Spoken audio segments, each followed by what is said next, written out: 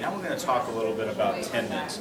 Most of us know that a tendon is the site at which the muscle attaches to the bone, okay? And as what we know, especially in the realm of physical therapy, is that's the weak spot. So whenever somebody comes in for a soft tissue injury, it's hardly ever the muscle itself. It's usually where the tendon attaches into the bone at either site.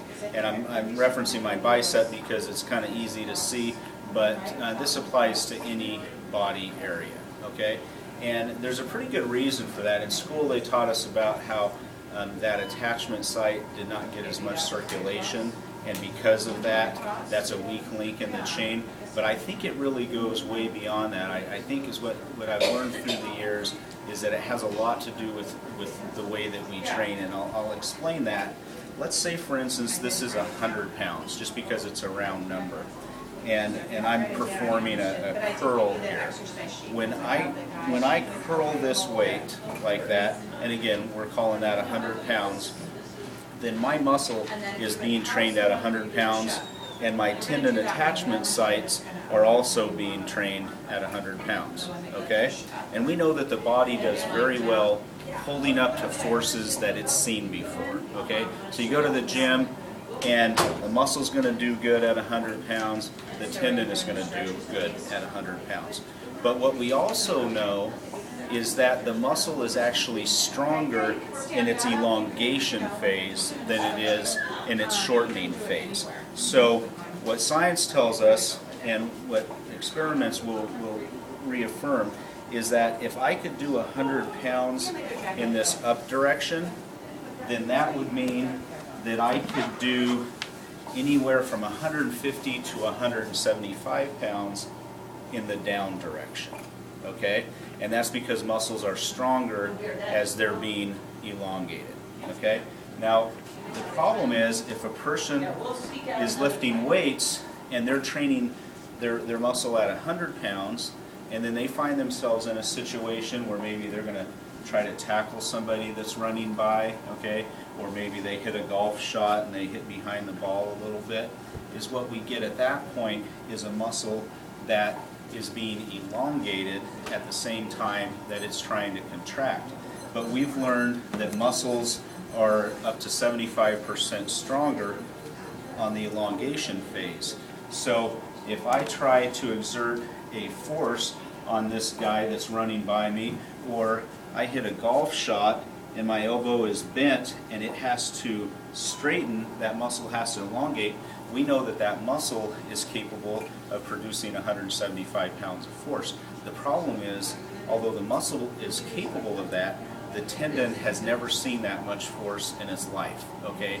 And that's where the failure occurs because the tendon has never been trained at 175 pounds.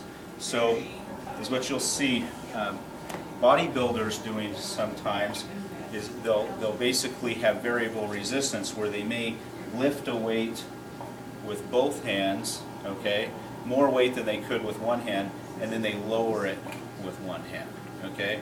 They lift it with both hands, they lower it with one hand.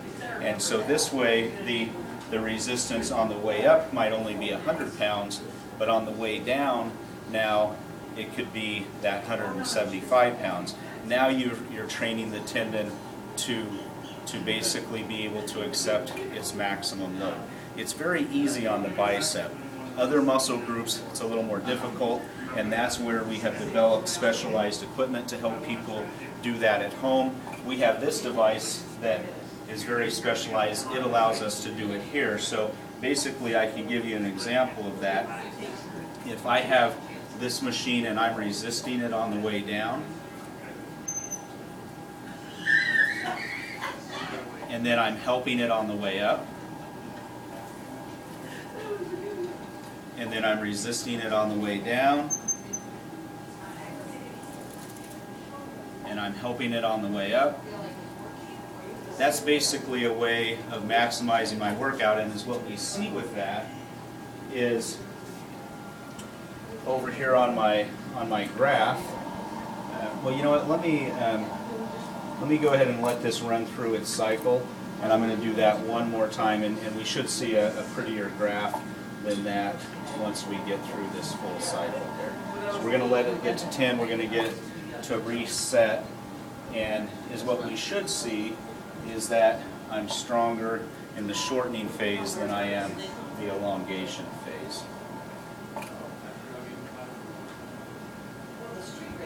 It's going to take about another 7 seconds.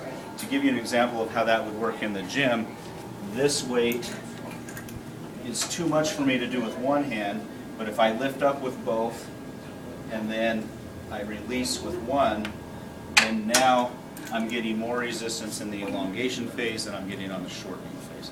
Again, that's not totally a new concept. We've just taken it to the stage that this can be done at any joint versus just the elbow joint. So from here, I'm going to help on the way up, and then I'm going to resist on the way down. Let's see what kind of graph we get there.